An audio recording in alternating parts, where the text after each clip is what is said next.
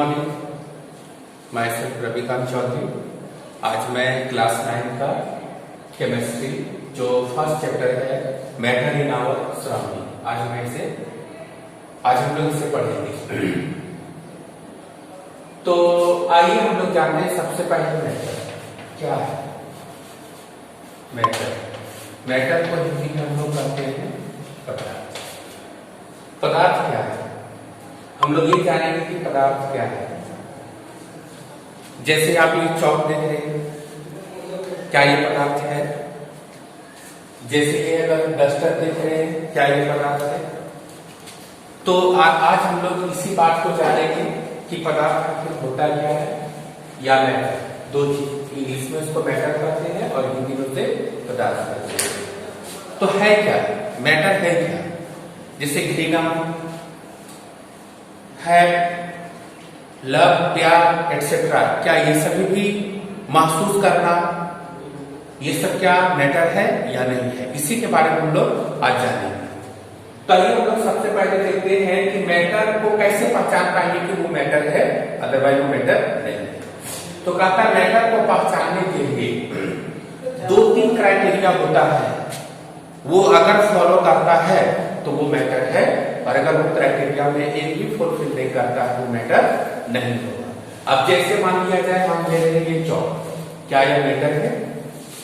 तो मैटर, कोई भी पदार्थ को मैटर होने के लिए जो 2-3 कंडीशन है, हम लोग उसको स्टेप बाय स्टेप हम लोग डिस्कस करेंगे। जैसे कोई भी मैटर या पदार्थ है कि नहीं है, उसके लिए सबसे पहला ये चीज होना चाहिए कि उसमें द्रव्यमान हो। जैसे कि उसका अपना मास हो, द्रव्यमान मतलब यहाँ पर मास हो। दूसरा कि वह स्थान घेरता हो, ऑक्युपाई स्पेस करता हो, है ना। और तीसरा वो रेजिस्टेंस ऑफर करता हो। रेजिस्टेंस का मतलब वो मेरा विरोध करता हो। विरोध का मतलब ये है, जैसे ये चौक, अगर इस चौक को अगर हम तोड़ते हैं तो ये हमें तोड़ने से रोकता है, क्योंकि कुछ न कुछ इसमें बल का प्रयोग करना पड़ता है तभी टूटता है, अदरवाइज ये नहीं टूटेगा। इसका मतलब ये ऑफर रेजिस्टेंस कर रहा है। और हमारे 5 ज्ञानेंद्रियां में कम से कम एक ज्ञानेंद्रिय उसको महसूस करता हो, तभी वो मैटर कहलाएगा, अदरवाइज वो मैटर नहीं होगा। तो मैटर होने के लिए क्या क्या चीज है, फिर से एक बार हम रिपीट कर देते हैं। उसमें अपना मास होना चाहिए, मतलब द्रव्यमान, वो स्थान घेरता हो, ऑक्युपाई स्पेस करता हो। तीसरा वो रेजिस्टेंस ऑफर करता हो, रेजिस्टेंस का मतलब वो विरोध करता हो। और चौथा, मेरे 5 सेंस ऑर्गन में कोई एक सेंस ऑर्गन उसको महसूस करता हो। जैसे अगर मान लिया जाए एयर, हवा क्या यह एक मैटर है या नहीं है? तो चलिए हम लोग देखते हैं। जैसे कि अगर हम लोग ये देखते हैं कि हवा के बारे में अगर हम लोग देखें तो क्या वो मैटर है या नहीं है, तो इसको हम एकदम सिंपली हम लोग एक्सप्लेन कर सकते हैं। जैसे हवा, अगर मान लिया जाए कोई वैकेंट ट्यूब है, अगर आप उसको ले लें और उसको पहले वेट कर लीजिए। वेट करने के बाद उसमें एयर को फिल कर दीजिए, हवा को भर दीजिए। भर देने के बाद देखा ये जाता है कि उसका वजन बढ़ जाता है, तो वजन बढ़ गया, इसका मतलब उसमें द्रव्यमान है।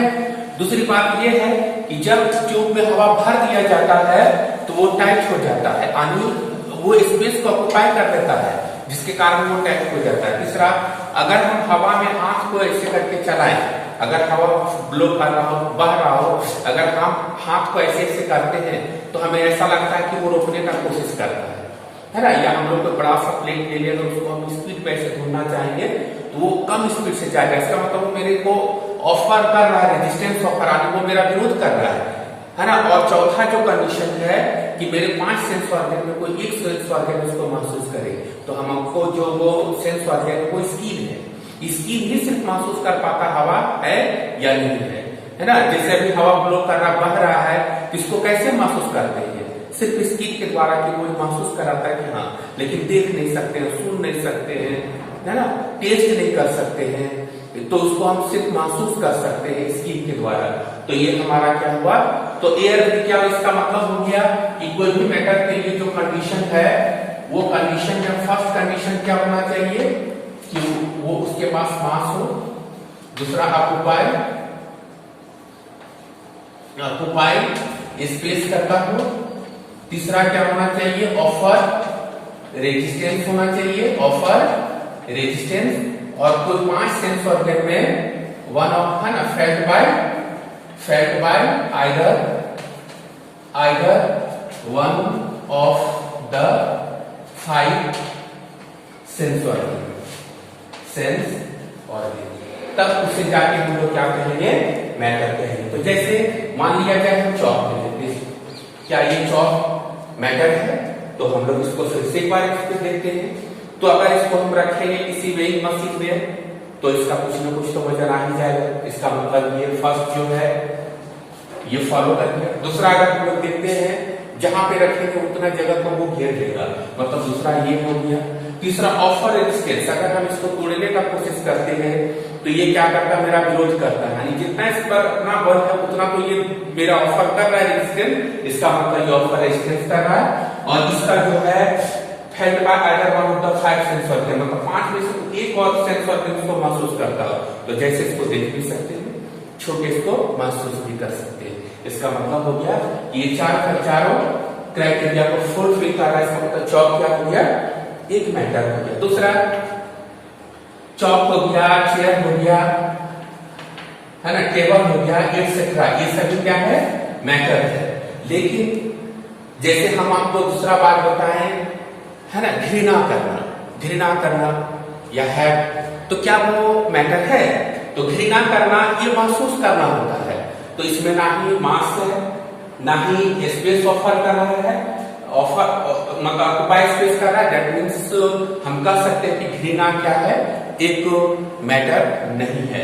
तो अगर हम मैटर को डिफाइन करें, मैटर को अगर हमको डिफाइन करना होगा तो हम ऐसे लिख सकते हैं कि everything around us which occupy mass, which occupy space, possesses mass, offer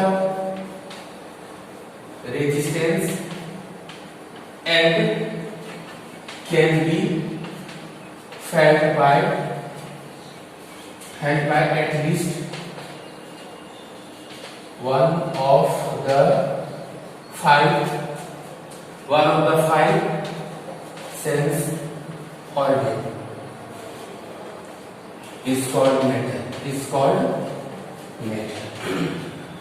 matter. यानी अगर हम इसको हिंदी में कहते हैं तो हमारे चारों ओर वैसी चीज जो जगह छीनता हो, जिसमें मास हो, तीसरा जो विरोध करता हो, और 5 सेंस ऑर्गन में कोई एक सेंस ऑर्गन उसको महसूस करता हो, तब उसे मैटर कहेंगे।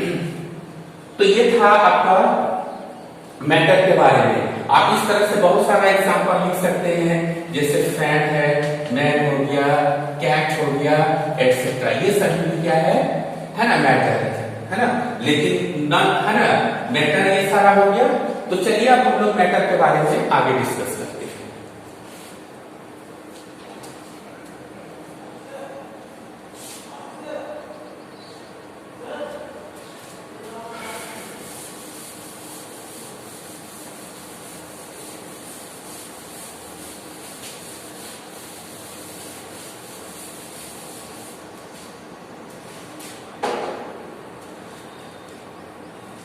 तो हम लोग ये देखते हैं कि मैटर जो है, matter is made of a particle. पहला कंडीशन कि matter is made of A particles. तो कहता है कि मैटर जो है वो पार्टिकल्स के बने होते हैं। तो कैसे इसको एक्सप्लेन करेंगे कि वाकई वो कोई भी मैटर जो है वो क्या है, पार्टिकल्स से बना है। पार्टिकल्स का मतलब वो छोटे छोटे कणों से मिलकर बना है। कैसे एक्सप्लेन कर पाएंगे इसको? तो आइए देखते हैं इसको हम एक एक्टिविटी के द्वारा बताने का कोशिश करते हैं।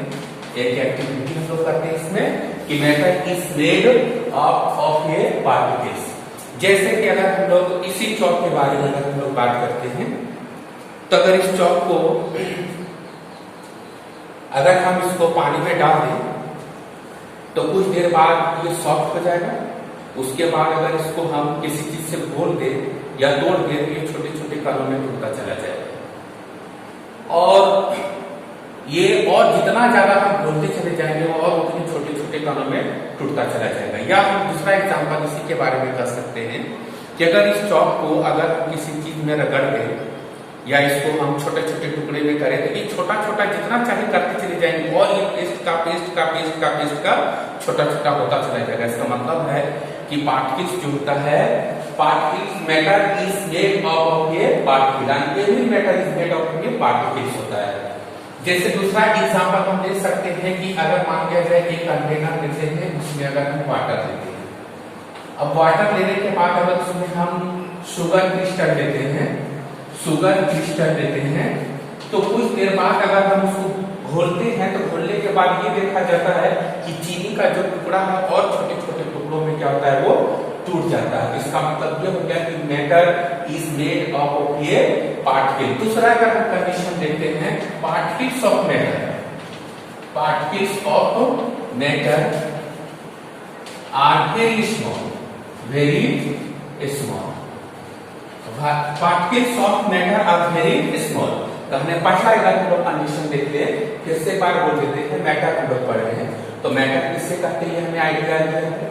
तो मैटर जो है किस चीज से बना होता है, एवरी मैटर किस चीज से बना हुआ रहता है, तो कहता है every matter is made of a particle से बना रहता है। तो बात दूसरी आती है कि वो पार्टिकल का साइज क्या होगा। तो यहाँ पे हमने दूसरा जो पॉइंट का लिखा है कि particles of matter are very small. कहने का ये मतलब हो गया जो पार्टिकल्स है मैटर का वो बहुत बहुत ही स्मॉल होता है। अगर हम एक एग्जांपल लेते हैं, इसका एक एक्टिविटी अगर हम करते हैं, एक्टिविटी करते हैं तो ये देखा अगर मान लिया जाए हम लोग लेते हैं KMnO4, इसका नाम है potassium permanganate, potassium permanganate, permanganate. तो पोटेशियम परमैंगनेट को अगर हम एक कंटेनर में लें, एक कंटेनर में लेते हैं, है ना, सपोज दैट इसमें 100 ml वाटर, 100 ml वाटर इसमें लेते हैं। अब 100 ml में अब इसमें कुछ क्रिस्टल जो है ना, इसमें KMnO4 का डाल देते हैं, कुछ क्रिस्टल यानी पार्टिकल्स जो है ब्रश में KMnO4 का डाल देते हैं। ये कलर्ड सब्सटेंस है, पोटेशियम परमैंगनेट एक कलर्ड सब्सटेंस है, रंगीन होता है। तो अगर हम इसको कुछ देर बाद अगर देखते हैं तो ये पूरे का पूरे वाटर क्या होता है, कलर्ड हो जाता है। तो कलर्ड हो गया, इसका मतलब ये था कि जब हम इसमें डालें एक दो क्रिस्टल का एक दो टुकड़ा डालें, लेकिन कुछ समय बाद हम ये देखते हैं कि वो पूरे का पूरे पानी जो होता है कलर्ड हो जाता है। इसका मतलब ये जो बड़ा सा टुकड़ा जो हम लिए थे इसका KMnO4 का जो लिए थे वो क्या हो गया, वो अब धीरे धीरे क्या हो गया, वो भूलने लगा। अब अगर इसको डाइल्यूट करें, डाइल्यूट का मतलब ये है कि अगर और इसमें 100 ml वाटर हम डाल दें और 100 ml वाटर को अगर हम डाल देते हैं तो देखते ये है वो भी कलर हो जाता है, वो भी कलर हो जाता है। इसका मतलब हो गया कि ये पार्टिकल जो छोटे छोटे टुकड़े में टूटा, फिर अगर पानी डाल देते तो और वो छोटे छोटे टुकड़े में टूटना स्टार्ट हो जाता है। फिर अगर इसको हम 100 ml पानी और डाल दें तो भी देखते हैं कि ये क्या होता है, बोलो मतलब सॉरी, ये जो होता है छोटे छोटे टुकड़ों में टूटने लगता है। इससे ये पता चलता है कि पार्टिकल्स जो होता है और मैटर जो होता है वेरी स्मॉल होता है, वेरी वेरी स्मॉल होता है। इवन यहाँ तक कि कोई पार्टिकल्स जैसे अगर हम एग्जाम्पल अगर लेते हैं, जैसे चीनी जब सॉलिड फॉर्म में होता है तो उसे आप देख सकते हैं, लेकिन जब उसको हम पानी में डालते हैं और घोलते हैं तो वो पार्टिकल्स चीनी का दिखना बंद हो जाता है। और इथेन हाईली मैग्नीफाइड माइक्रोस्कोप के द्वारा भी हम उस पार्टिकल को देख नहीं पाते हैं। तो इससे अंदाजा लगाया जा सकता है कि वो चीनी का जो क्रिस्टल फॉर्म था वो कितनी छोटे छोटे टुकड़ों में टूटा होगा। तो इस तरह हम कह सकते हैं कि particles of matter are very small. चलिए, तो ये हम लोग दो चीज देखें कि matter is made up of a particle and second देखें कि particles of matter are very small. आइए हम लोग आगे देखते हैं।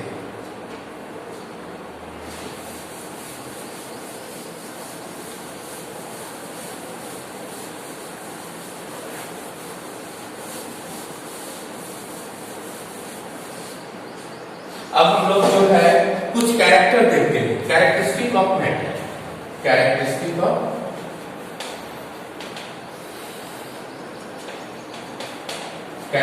Of matter. Particle of matter लिख सकते हैं, particles of matter, particles of matter. हम लोग देखते हैं तो पहला चीज ये देखते हैं कि the vacant space present between the particles, between the particles. पहला पॉइंट ये है कि जैसे मैटर क्या होता है इसके बारे में जान रहे हैं। मैटर छोटे छोटे पार्टिकल्स से बना होता है, ये चीज से पता चल गया। कितने छोटे पार्टिकल्स होते हैं, तो बहुत छोटे छोटे पार्टिकल्स होते हैं।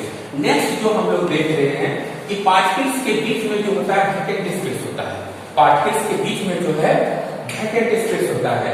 तो चलिए इसका एक एक्टिविटी हम करके देखते हैं कि वाकई में क्या पार्टिकल्स के बीच में वैकेंट स्पेस होता है।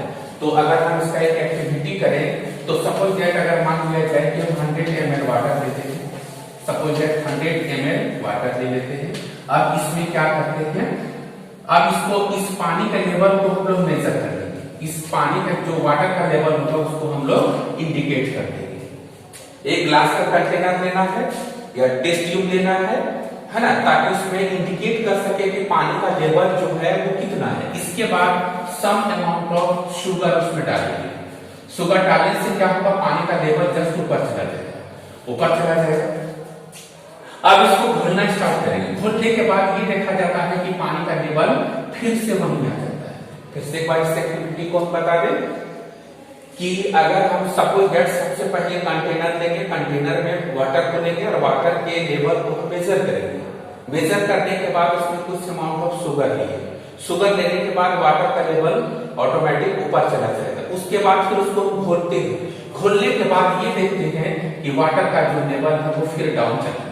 तो डाउन चला गया, इसका मतलब क्या होगा कि ये जो जब शुगर जो है छोटे छोटे पार्टिकल में वो जब टूट जाता है तो वाटर के बीच में जो वैकेंट स्पेस है उसी वैकेंट स्पेस में वो शिफ्ट कर जाता है।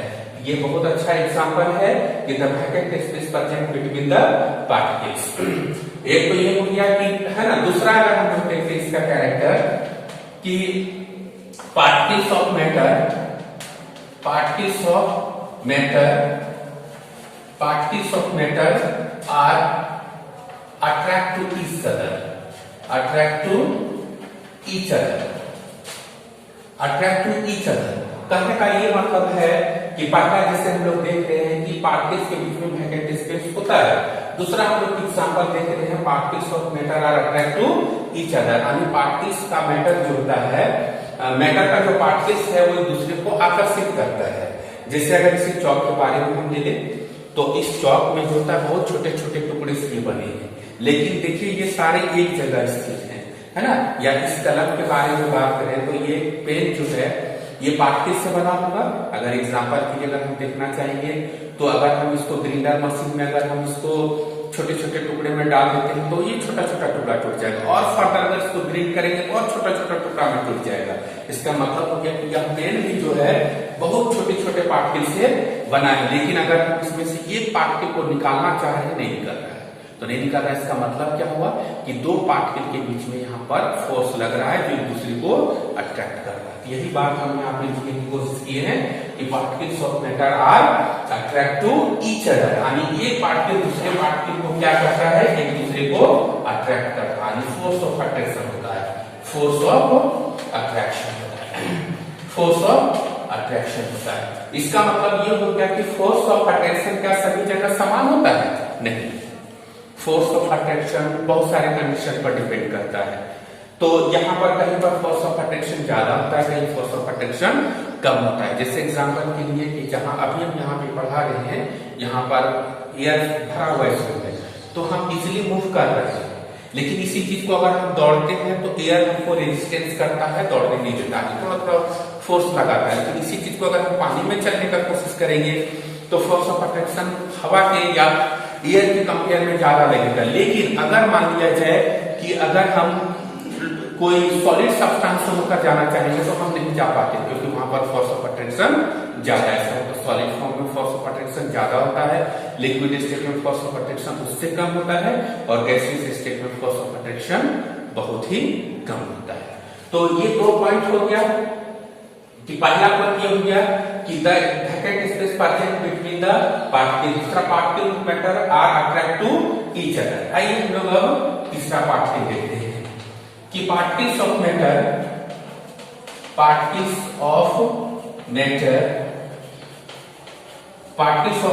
आर कंटिन्यूअसली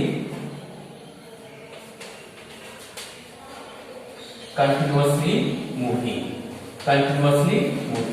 मतलब कहने का ये मतलब हो गया कि पार्टिकल्स जो होता है ऑफ मैटर वो हमेशा मूव करते रहता है। इसका कई एग्जांपल हम देख सकते हैं, जैसे घर में अगर हम लोग कोई चीज को जलाते हैं तो जो धुआं निकलता है, स्मोक निकलता है, वो क्या होता है, हवा में फैल जाता है और वो धीरे धीरे बहुत एरिया में फैलना स्टार्ट करता है। इसका मतलब ये हो गया कि पार्टिकल्स ऑफ मैटर क्या है, फ्रीली टू मूव करता है। या दूसरा एग्जांपल अगर हम लोग ले, एक और एग्जांपल हम बता दें कि जैसे मान लिया जाए 2 कंटेनर हम लेते हैं, 2 अलग कंटेनर लिए, अब दोनों कंटेनर को हम लोग एक जो है कनेक्टिंग पाइप से जोड़ देते हैं, दोनों में वाटर भर दिए। सबसे पहले इसमें क्या किया हम लोग, वाटर भर दिए। वाटर भर देने के बाद इसमें कुछ कलर सब्सटेंस डालते हैं, कुछ कलर सब्सटेंस को हम डालते हैं, कलर सब्सटेंस को डाल दिए। तो इससे एक बार इस एक्टिविटी को बता दें कि 2 कंटेनर लिए, दोनों कंटेनर को एक कनेक्टिंग पाइप से जोड़ दिए हैं। अब इसमें फिलिंग कर दिए है वाटर, ताकि इस तरह से फिलिंग करें कि दोनों में वाटर लेवल सेम हो। अब उसमें किसी एक कंटेनर में क्या करें, कोई कलर सब्सटेंस को हम डाल दें और उसके बाद हम छोड़ देते हैं। तो कुछ समय बाद देखते हैं कि ये तो कलर हो ही जाता है, इसका वाटर भी कलर हो जाता है। इसलिए मतलब हो गया कि पार्टिकल हमेशा क्या कर रहा है, मूव कर रहा है। तो मूवमेंट ऑफ पार्टिकल जो होता है अलग अलग कंडीशन में अलग अलग होता है, वो डिपेंड करेगा फोर्स ऑफ अट्रैक्शन पार्टिकल। अगर फोर्स ऑफ अट्रैक्शन पार्टिकल्स के बीच में बहुत ज्यादा होगा तो मूवमेंट ऑफ पार्टिकल्स कम होगा। अगर force of attraction between the particles very बहुत कम होगा तो मूवमेंट ऑफ पार्टिकल्स क्या होगा, ज्यादा होगा। यानी मूवमेंट ऑफ पार्टिकल जो है, मूवमेंट ऑफ पार्टिकल्स जो हो गया वो inversely proportional to the force of attraction, force of attraction between the particles, यानी movement of particle inversely proportional का मतलब होता है उल्टा, कि अगर force of attraction between the particle बहुत ज्यादा हो गया तो मूवमेंट ऑफ पार्टिकल्स बहुत कम हो जाएगा। तो इस तरह से हम लोग देखते हैं कि हवा में जो होता है मूवमेंट ऑफ पार्टिकल बहुत ज्यादा होता है, इसलिए यहाँ पर है ना मूवमेंट ऑफ पार्टिकल, यहाँ क्योंकि इसमें फोर्स ऑफ अट्रैक्शन कम होता है हवा में, इसलिए मूवमेंट ऑफ पार्टिकल ज्यादा होता है। और सॉलिड फॉर्म में मूवमेंट ऑफ पार्टिकल बहुत कम होता है, क्योंकि वहां पर force of attraction between the particles बहुत ज्यादा होता है।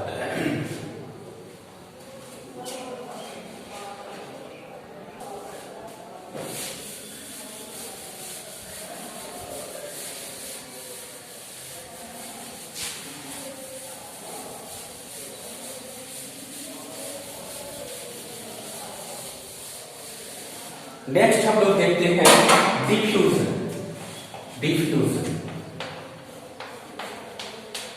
डिफ्यूजन। ये क्या होता है, डिफ्यूजन क्या होता है, बहुत अच्छा कंसेप्ट है डिफ्यूजन का।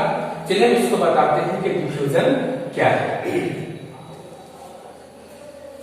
डिफ्यूजन का मतलब होता है independent mixing of two matter, मतलब स्वतंत्र रूप से जब 2 सब्सटेंस या 2 से अधिक सब्सटेंस आपस में मिल जाते हैं उसी को क्या कहते हैं, डिफ्यूजन कहते हैं।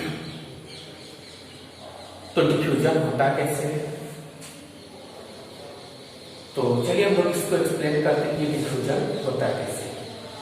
जैसे एक एग्जांपल हम लिए कि मान लिया जाए कि हम शर्ट पे कोई परफ्यूम्स या सेंट यूज कर लेते हैं, तो बगल में जो खड़ी होती है उसको वो स्मेल आता है। या मान लिया जाए कोई जानवर रोड के किनारे या कहीं मरा होता है और हम लोग जब गुजरते हैं तो उसका स्मेल आता है।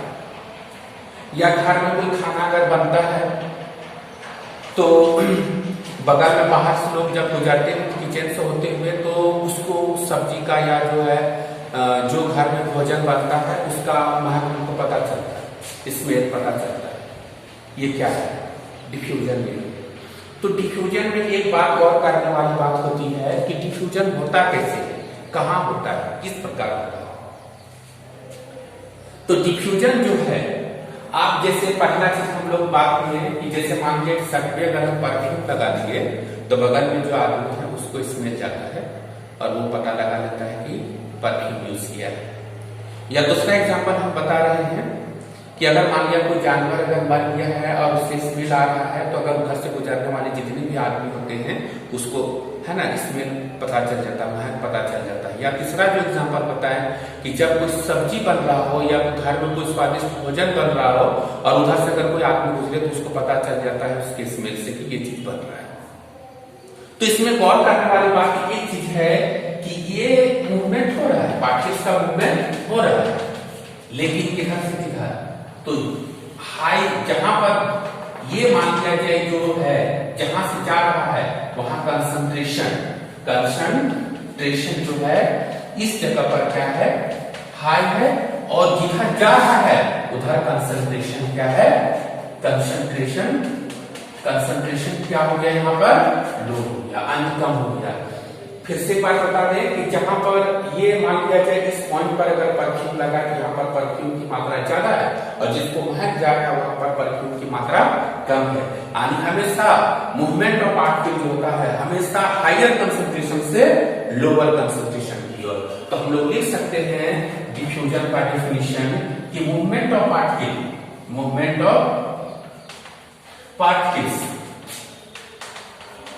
particles from the higher concentration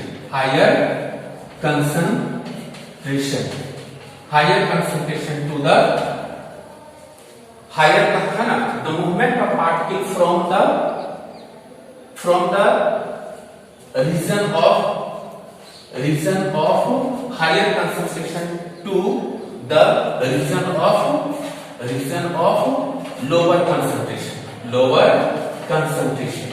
lower concentration है ना, are called diffusion। क्या करा देता है? डिफ्यूजन। यानी मूवमेंट ऑफ पार्टिकल जो हो गया from the region of higher concentration, अधिक सांद्रता वाले क्षेत्र से कम सांद्रता वाले क्षेत्र की ओर होता है, उसे हम लोग सिंपली डिफ्यूजन कहते हैं। दूसरा डेफिनेशन ये भी हम कर सकते हैं कि independent mixing of two or more substance is called diffusion. जैसे हवा है, हवा में अगर हम यहाँ पर कोई लकड़ी का टुकड़ा जला देते तो धुआं निकलता है, वो क्या करता है? हवा में इंडिपेंडेंट स्वतंत्र रूप से मिल जाता है, इसके लिए कोई एनर्जी की आवश्यकता ना होती हो, तो उसे हम लोग क्या कहेंगे? डिफ्यूजन कर सकते हैं। तो दो डिफिनेशन आप लिख सकते हैं, एक तो ये लिख सकते हैं movement of particles from the region of higher concentration to the region of lower concentration are called diffusion, या independent mixing of two or more substance is called diffusion.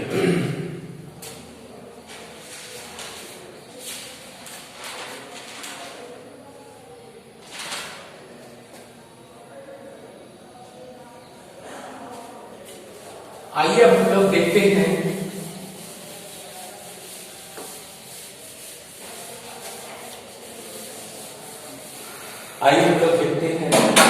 State of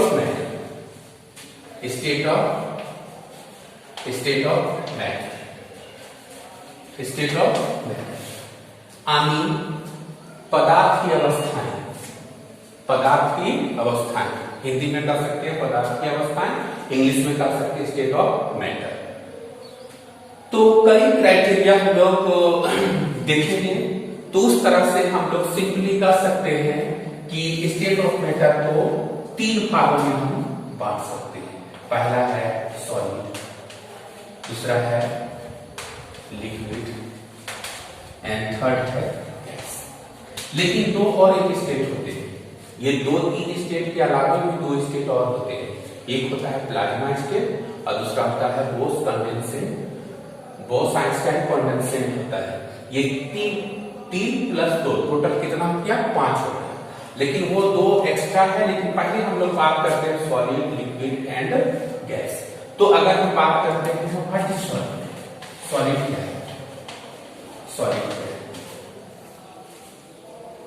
जैसे सॉलिड तो हम सभी देखते हैं, जैसे इसको हम कह सकते हैं ये सॉलिड है, इस पेन को कह सकते हैं ये सॉलिड है, टेबल बेंच ये बोर्ड ये सभी क्या है, सॉलिड है। लेकिन डिफाइन हम कैसे करेंगे, कैसे डिफाइन करेंगे?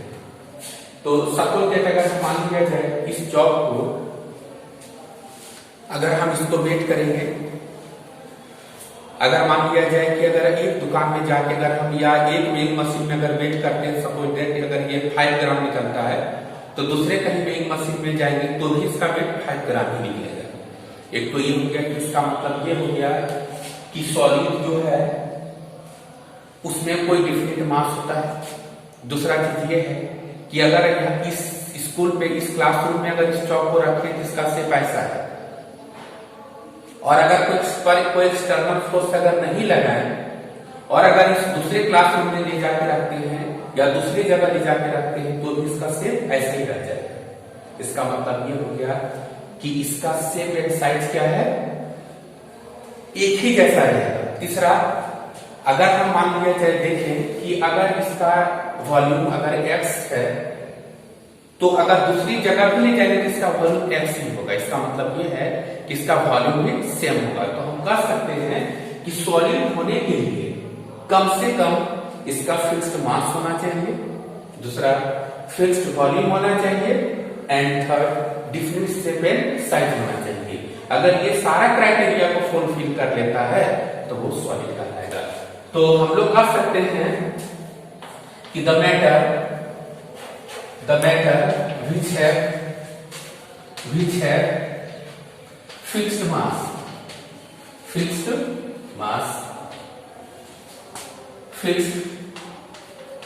volume and definite shape and size, तो उसे हम लोग क्या कहेंगे, सॉलिड कहेंगे। तो द मैटर विच है the fixed mass, fixed volume and fixed mass, fixed volume and different shape and size, यानी इसको क्या कहलाएगा, सॉलिड कहलाएगा। जैसे एग्जांपल के लिए हम लोग लिख सकते हैं चौक, जैसे लिख सकते हैं टेबल, जैसे लिख सकते हैं चेयर एक्सेट्रा, ये सभी क्या है, सॉलिड है। अब सॉलिड को क्या सॉलिड में इतने कैरेक्टर होते नहीं, ये एक सिंपल सा डेफिनेशन है। लेकिन अगर इसको अगर सॉलिड के बारे में और अगर हमें जानना होगा तो और बहुत सारे क्राइटेरिया है जो एक करके हम लोग डिस्कस करेंगे। अब हम लोग देखते हैं कैरेक्टर ऑफ सॉलिड, यानी सॉलिड के और क्या क्या कैरेक्टर हो सकते हैं। तो जैसे कि हम पहला देखें कि दे हैव फिक्स्ड मास, दूसरा देखें they have fixed volume, and तीसरा हम लोग देखें कि they have definite shape and size. ये तो तीन हम लोग ऑलरेडी पढ़ चुके हैं कि सॉलिड का जो का मास फिक्स होता है, इसका वॉल्यूम फिक्स होता है और डिफरेंट शेप एंड साइज होता है। तो एक बार फिक्स्ड वॉल्यूम के बारे में बात करते हैं। फिक्स्ड वॉल्यूम का मतलब होता है कि वॉल्यूम में कोई चेंज नहीं होगा, बिफोर जितना रहेगा कहीं दूसरी जगह भी ले जाएंगे तो वॉल्यूम उतनी ही होगा। तीसरा 1 2 3 हो गया। अब अगर 4th पॉइंट की बात करते हैं, अगला पॉइंट, तो सॉलिड में क्या होता है, हम तो एक चीज को हम लोग पहले जान चुके हैं कि every matter is made up of very small particles. तो सॉलिड में क्या होता है, जो पार्टिकल्स होता है बहुत ही क्लोजली पैक्ड होता है। ये जो पार्टिकल्स होता है सॉलिड में वो हाईली क्लोजली पैक्ड होता है, इस तरह से पैक्ड होता है। तो यहां से बहुत सारा पॉइंट हमको आइडिया, बहुत सारा आइडिया मिलेगा। एक तो सॉलिड में क्या होगा कि जो पार्टिकल्स जो होगा वो क्लोजली पैक्ड होगा। तो जब क्लोजली पैक्ड होगा तो इसका क्लोजली पैक्ड जब हो गया तो पहला चीज तो ये हो गया कि जब ये क्लोजली पैक्ड हो गया तो इसमें अब क्या क्या बात निकल के सामने आ सकती है। जब क्लोजली पैक्ड हो गया तो इसका मतलब डेंसिटी हाई हो जाएगा। डेंसिटी हाई हो जाएगा। डेंसिटी क्या होता है? मास पर यूनिट वॉल्यूम को हम लोग डेंसिटी कहते हैं। डेंसिटी बराबर क्या होता है? Mass by volume. यानी मास अगर डेंसिटी अगर ज्यादा होगा इसके लिए मास ज्यादा होना और वॉल्यूम कम होना होगा। यानी डेंसिटी ज्यादा होने के लिए वॉल्यूम कम होना चाहिए और मास ज्यादा होना चाहिए। तो जब अगर पार्टिकल बहुत ज्यादा कम ही जगह पर एडजस्ट कर जाता है तो एक पार्टिकल का अगर मान लिया जाए x ग्राम है तो बहुत सारा अगर पार्टिकल अगर क्लोजली पैक्ड हो जाता है तो कम जगह पर ज्यादा पार्टिकल्स ऑक्युपाई कर जाता है तो जिसके कारण मास ज्यादा हो जाएगा, वॉल्यूम कम होगा। तो इससे इसका डेंसिटी क्या होगा? ज्यादा होगा। दूसरा, अगर मान लिया जाए पार्टिकल्स क्लोजली पैक्ड होगा तो क्लोजली अगर पैक्ड होगा तो दोनों के बीच में जो है फोर्स ऑफ अट्रैक्शन जो होगा, फोर्स ऑफ अट्रैक्शन जो होगा वो वेरी हाई होगा क्योंकि फोर्स ऑफ अट्रैक्शन जो होता है inversely proportional to the 1/r² होता है। कहने का ये मतलब है कि ये पार्टिकल अगर एक दूसरे के बहुत क्लोजली है तो ये दोनों के बीच का डिस्टेंस अगर r है तो f इनवर्सली प्रोपोर्शनल टू 1/, क्या होता है? r² होता है। अगर डिस्टेंस बढ़ेगा तो फोर्स ऑफ अट्रैक्शन क्या होगा? घटेगा। लेकिन सॉलिड के केस में क्या है?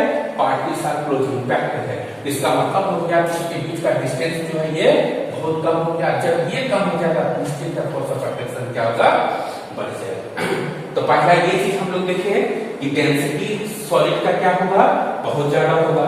दूसरा, force of attraction between the particles क्या होगा? वेरी हाई होगा। अब जब ये पार्टिकल्स हाईली क्लोजली पैक्ड है तो इसके बीच का जो वैकेंट स्पेस है वो बहुत कम होगा। वैकेंट जो स्पेस है ये बहुत ही कम होगा। क्यों? क्योंकि पार्टिकल्स क्लोजली पैक्ड है। तो जब क्लोजली पैक्ड हो जाएगा तो वैकेंट स्पेस क्या होगा? इससे कम हो जाएगा। इसके बाद अगर हम लोग बात करते हैं डिफ्यूजन का, जैसा कि हम अभी डिफ्यूजन बताए थे कि movement of particle from the region of higher concentration to the region of lower concentration is called, क्या कहा गया था? डिफ्यूजन। या हम लोग दूसरा जो डेफिनेशन बोले थे कि independent mixing of two or more substance are called diffusion. तो अगर हम लोग बात करें डिफ्यूजन मतलब कोई पार्टिकल है एक जगह से दूसरी जगह चलकर जाएगा। तो जब एक जगह से दूसरी जगह चलकर तब जाएगा जब दोनों पहले से पार्टिकल के बीच में फोर्स ऑफ अट्रैक्शन कम हो। लेकिन सॉलिड के केस में क्या हो रहा है? फोर्स ऑफ अट्रैक्शन बहुत ज्यादा हो जा रहा है। ये पार्टिकल एक दूसरे को छोड़ेगा तो एक दूसरे से जब ये एक दूसरे के फोर्स ऑफ अट्रैक्शन ज्यादा होने के कारण क्या होगा? ये दूर नहीं जा पाएगा। इसका मतलब हो गया कि डिफ्यूजन का रेट सॉलिड में कम होगा। तो अगर कोई पूछता है कि सॉलिड में जो होता है रेट ऑफ डिफ्यूजन कम क्यों होता है, हम लोग सिंपली कह सकते हैं कि रेट ऑफ डिफ्यूजन सॉलिड में कम होने का सबसे बड़ा रीजन है कि particles are closely packed due to which the force of attraction between them is very high. इस कारण क्या होता है कि डिफ्यूजन का रेट कम हो जाता है। अगला जो हम लोग देखेंगे कि वैकेंट स्पेस के बारे में बात करें तो वैकेंट का मतलब हो गया खाली जगह। तो अगर मान लिया जाए कि जो वॉल्यूम दिया गया है अगर वहां पर पार्टिकल्स को अगर क्लोजली पैक्ड कर देंगे तो निश्चित है जो खाली जगह होगा वो बहुत ही कम हो जाएगा। नेक्स्ट, अगर हम कंप्रेसिबिलिटी की बात करते हैं, कंप्रेसिबल तो कंप्रेसिबल का मतलब होता है क्या? तो जब इसमें खाली जगह नहीं है तो यह कंप्रेसिबल नहीं होगा। तो आइए हम लोग फिर से बात करते हैं कैरेक्टर ऑफ सॉलिड के बारे में। तो हम पहला एक चीज कर सकते हैं, इसका जो मास जो होता है वो फिक्स्ड होता है, वॉल्यूम जो होता है वो फिक्स्ड होता है, शेप एंड साइज होता है वो भी फिक्स्ड होता है, पार्टिकल्स आर क्लोजली पैक्ड होता है सॉलिड में और पार्टिकल्स आर क्लोजली पैक्ड होने के कारण डेंसिटी क्या हो गया? हाई हो जाता है। दूसरा, force of attraction between the particles क्या है? वो ज्यादा हो जाता है और डिफ्यूजन जो होता है वो कम हो जाता है। और कंप्रेसिबल का मतलब हो गया कि सॉलिड आर इनकंप्रेसिबल का मतलब उसको कंप्रेशन नहीं कर सकते हैं। नहीं करने का रीजन क्या है? क्योंकि वो ऑलरेडी पहले से ही बहुत ज्यादा पैक्ड है। तो ये सारा किसका कैरेक्टर था? सॉलिड का। नेक्स्ट हम लोग देखते हैं नेक्स्ट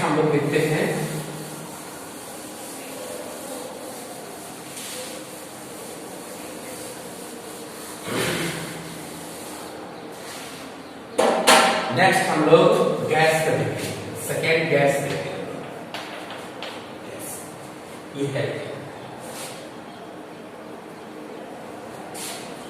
एक बार है ना, हमेशा बच्चों को एक प्रॉब्लम होता है कि मैटर जो है एक गैस कभी यूज करते हैं, गैस कभी यूज करते हैं। ये दोनों में अंतर है, गैस और वेपर। ये दोनों में अंतर क्या है? जैसा कि रूम टेम्परेचर की बात करते हैं तो room temperature standard 25 degree Celsius. Room temperature का मतलब होता है 25 डिग्री सेल्सियस। तो वैसे मैटर जो रूम टेम्परेचर पर गैसियस स्टेट में हो तब उसे गैस कहते हैं, लेकिन जो रूम टेम्परेचर पर वो सब्सटेंस अगर वो लिक्विड या सॉलिड फॉर्म में हो तब उसे हम लोग वेपर कहते हैं। फॉर एग्जाम्पल जैसे वाटर होते हैं, तो वाटर जो है 25 डिग्री सेल्सियस पर किस स्टेट में रहता है? लिक्विड स्टेट में। लेकिन जब उसको 100 डिग्री सेल्सियस पर हीट कर देते हैं तो किस स्टेट में चला जाता है? Gaseous state. उसे गैस नहीं कहेंगे, उसे वेपर कहेंगे। क्यों? क्योंकि जैसे उसका टेम्परेचर 25 डिग्री सेल्सियस होगा वो किस स्टेट में चला जाएगा? लिक्विड स्टेट में। ताकि वैसे सब्सटेंस जिसका गैसियस फॉर्म में अगर 25 डिग्री सेल्सियस से ज्यादा पर हीट कर पाए तब उसके द्वारा जो गैस बनता है उसे हम लोग गैस न कहकर वेपर कहेंगे। और दूसरा जो 25 डिग्री सेल्सियस के टेम्परेचर पर ही है वो लिक्विड फॉर्म में नहीं जाता हो तब उसे हम लोग क्या कहेंगे? गैस। इसलिए हम लोग क्या पढ़ते हैं? नाइट्रोजन गैस पढ़ते हैं, ऑक्सीजन गैस पढ़ते हैं। ऑक्सीजन ये सभी गैस है, हाइड्रोजन गैस है, ये सभी गैस है। लेकिन वाटर के बारे में जब हम लोग पढ़ते हैं तो वाटर गैस नहीं लिख सकते, ये गलत है। इसे हम लोग क्या लिखते हैं? बार बार बोलते हैं वाटर वेपर। वाटर क्या है? वेपर इसको बोलते हैं। ये राइट है, ये राइट है कि हम लोग क्या बोलेंगे इसको? वाटर को गैस नहीं बोलेंगे, वाटर वेपर बोलेंगे। क्यों? कि वाटर 25 डिग्री सेल्सियस पर जो है वो किस कंडीशन में एग्जिस्ट करता है? लिक्विड फॉर्म में करता है, इसलिए उसको हम लोग वाटर वेपर कहेंगे। लेकिन नाइट्रोजन को कभी वेपर नहीं बोलेंगे, नाइट्रोजन हमेशा गैस होगा। तो 25 डिग्री सेल्सियस पर भी ये लिक्विड स्टेट में चेंज नहीं होता है। तो चलिए हम लोग पहले ये देख लिए गैस और वेपर में क्या अंतर है ना? तो हम लोग दोनों को मिला के पढ़ेंगे। गैस क्या है? वेपर। तो दो वर्ड हम लोग यूज कर सकते हैं, गैस और वेपर। आइए हम लोग इसका डेफिनेशन जानते हैं। तो अगर हम लोग गैस के बारे में बात करते हैं तो ये जो गैस के बारे में हम लोग बात करते हैं तो जितने भी सॉलिड लिक्विड और गैस है वो एक्चुअली पैकिंग ऑफ पार्टिकल पर आधारित है। बेस्ड ऑन किस पर होता है? मोस्टली जो बेस्ड होता है पैकिंग ऑफ पार्टिकल्स पर होता है। पैकिंग ऑफ पार्टिकल्स पर डिपेंड करता है। पैकिंग ऑफ पार्टिकल्स पर डिपेंड करता है। कैसे? देखते हैं। जैसे गैसियस में क्या होता है? पार्टिकल्स जो होता है बहुत दूर होता है। पार्टिकल्स जो होता है वो दूर होता है। पार्टिकल्स क्या होता है? दूर में होता है। तो अगर हम इसको डिफाइन करें, बहुत सारे कंडीशन से इसको डिफाइन कर सकते हैं। तो गैस या वेपर में क्या होता है? पार्टिकल्स जब दूर होता है तो इसको कंप्रेस किया जा सकता है। तो कंप्रेस किया जा सकता है इतने गैसियस के पार्टिकल्स जो है चाहे तो हम इतने छोटे में कर सकते हैं, इतने छोटे में हम ला सकते हैं, इतने छोटे में ला सकते हैं। और इसको अगर हम इसको कंप्रेस कर दिए फिर और अगर ज्यादा कंप्रेस कर दिए और इसको छोटे कंटेनर में हम ले जा सकते हैं। इसका मतलब ये है कि बीच में ऐसा क्यों कर पा रहे हैं, क्योंकि पार्टिकल्स के बीच में जो है वैकेंट स्पेस बहुत ज्यादा है। इसका मतलब ये हो गया कि गैस के पास मास तो डिफरेंट होगा, क्योंकि पार्टिकल की संख्या में कोई चेंजिंग नहीं हो रहा है, लेकिन वॉल्यूम बताइए यहाँ पर वॉल्यूम क्या है, ज्यादा है। अब अगर इसको कंप्रेस कर दिया तो वॉल्यूम कम हो गया, और फर्दर कंप्रेस कर दिया तो वॉल्यूम और कम हो गया। जब वॉल्यूम कम हो गया तो शेप एंड साइज भी क्या हो गया, चेंज हो गया। वो डिपेंड करेगा उसके कंटेनर पर। अब जैसे कि एग्जांपल हम सिंपल सा क्लासरूम में ही हम एक एक्टिविटी करते हैं। जैसे मान लिया जाए कोई कलर्ड गैस है, एक छोटा सा डब्बा में हम लिए, एक छोटा सा कंटेनर में मान लिया जाए कोई कलर्ड गैस हम ले आते हैं। अब इस कलर्ड गैस जो है इसको ओपन कर दिया। अब कर देने के बाद क्या होगा, ये पूरे रूम में फैल जाएगा और ये पूरा रूम क्या होगा, कलर्ड हो जाएगा। इसका मतलब ये था कि वो सारे गैस इतनी बड़ी डब्बे में बंद था, जैसे उसको हम खोल दिए वो क्या हो गया, पूरे रूम में फैल गया। इसका मतलब वॉल्यूम चेंज हो गया। शेप एंड साइज भी यानी आकार प्रकार भी उसका चेंज हो गया। उसका आकार प्रकार कैसा हो गया, पहले डब्बे जैसा था, अब उसका आकार प्रकार कैसा हो गया, इस क्लासरूम के जैसा हो गया। इसका मतलब ये हो गया कि गैस का जो सिर्फ लेकिन एक वर्ड है कि मास में कोई चेंजिंग नहीं होगा। मास जितना पहले था उतना ही अब होगा। इसका मतलब ये हो गया कि गैस को अगर हम डिफाइन करें तो हम लिख सकते हैं the matter which have only fixed mass but not have definite shape and size and volume, then it is called क्या कहलाएगा, गैस या वेपर। हम लोग लिख सकते हैं कि the matter which have fixed mass but not have fixed volume and shape and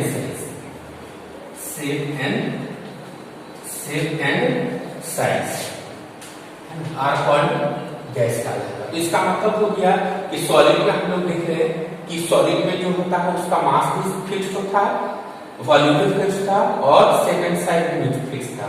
लेकिन अगर हम लोग गैस के या वेपर के बारे में बात करते हैं तो इसमें सिर्फ फिक्स्ड क्या है, मास है, लेकिन वॉल्यूम और शेप एंड साइज फिक्स्ड नहीं है। तो इसे हम लोग क्या कहेंगे, मैटर को गैस या वेपर कहेंगे। चलिए अब इसका कुछ कैरेक्टर देखते हैं।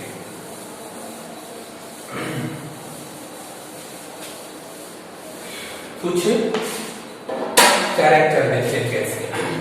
कैरेक्टर अगर हम लोग देखते हैं, कैरेक्टर अगर हम लोग गैस का रखें तो पहला देखेंगे दे हैव फिक्स्ड मास। दूसरा देखेंगे they do not have fixed volume and shape and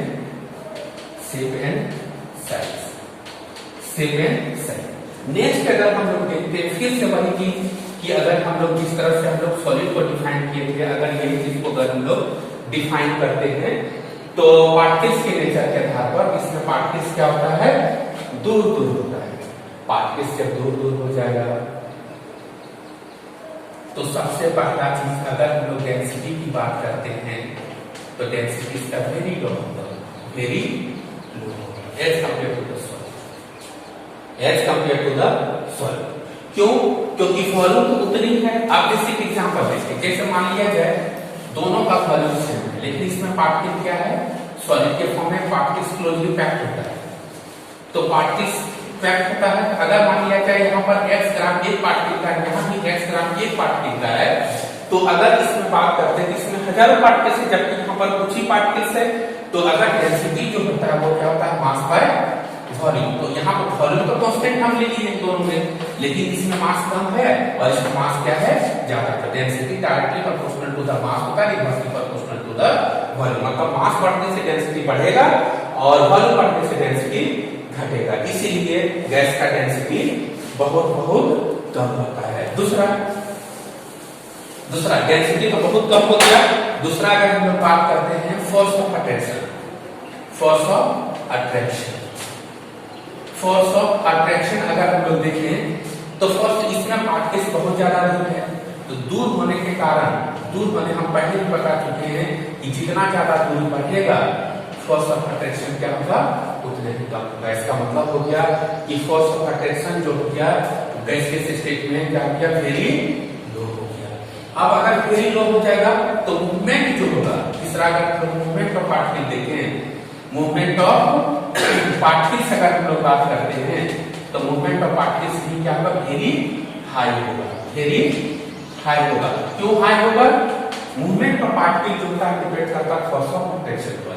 तो जब फोर्स ऑफ अट्रैक्शन कम हो गया तो निश्चित है मूवमेंट ऑफ पार्टिकल क्या होगा, ज्यादा हो जाएगा। इसीलिए सबसे ज्यादा जो काइनेटिक एनर्जी जो होता है वो गैसियस स्टेट में पाया जाता है। नेक्स्ट अगर हम लोग बात करते हैं डिफ्यूजन का, तो डिफ्यूजन का अगर हम लोग बात करते हैं तो डिफ्यूजन आपको पहले भी बता चुके हैं कि डिफ्यूजन किस पर डिपेंड करता है, फोर्स ऑफ अट्रैक्शन पर। अगर फोर्स ऑफ अट्रैक्शन कम होगा तो निश्चित है डिफ्यूजन ज्यादा होगा। इसका मतलब हो गया कि डिफ्यूजन भी क्या होगा, वेरी हाई होगा, वेरी हाई होगा। तो इस तरह से हम कैरेक्टर में देखें कि इसमें जो होता है फिक्स्ड मास होता है लेकिन fixed volume and shape and size नहीं होता है, डेंसिटी वेरी लो होता है, डेंसिटी वेरी लो होता है, दूसरा force of attraction very low होता है और तीसरा मूवमेंट ऑफ पार्टिकल बहुत ज्यादा होता है, डिफ्यूजन होता है वेरी हाई होता है। और एक और वर्ड हम लोग यूज करें पांचवा पॉइंट, कंप्रेसिबिलिटी, कंप्रेसिबिलिटी है ना। तो कंप्रेसिबिलिटी में अगर हम लोग बात करते हैं तो निश्चित है जब खाली जगह ज्यादा है तो अगर बाहरी फोर्स अगर लगा दें तो बाहरी फोर्स लगा देने से ये क्या होगा, कंप्रेस हो जाएगा। तो हाईली कंप्रेसिबल, इस तरह से हम लोग लिख सकते हैं कि गैसियस क्या होता है, हाईली कंप्रेसिबल होता है, कंप्रेसिबल होता है।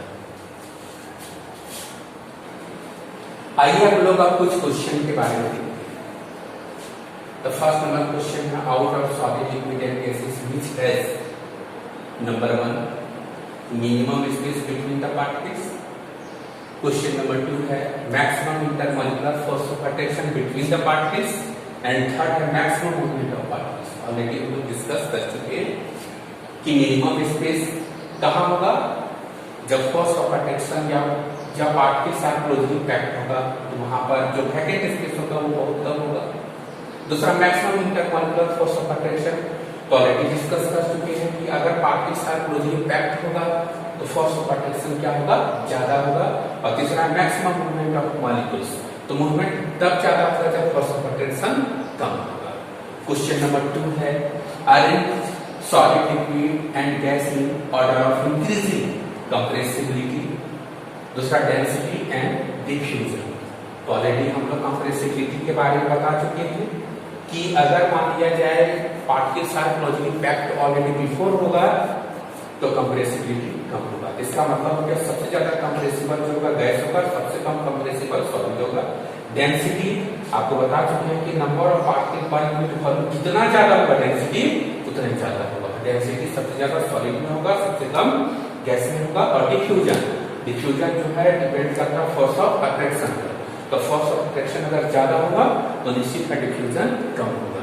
इसका मतलब ये है कि गैस में फोर्स ऑफ अट्रैक्शन बहुत कम होता है, मींस उसमें डिफ्यूजन का रेट सबसे ज्यादा होगा। तो आज के क्लास को हम यहीं स्टॉप करते हैं, रोकते हैं।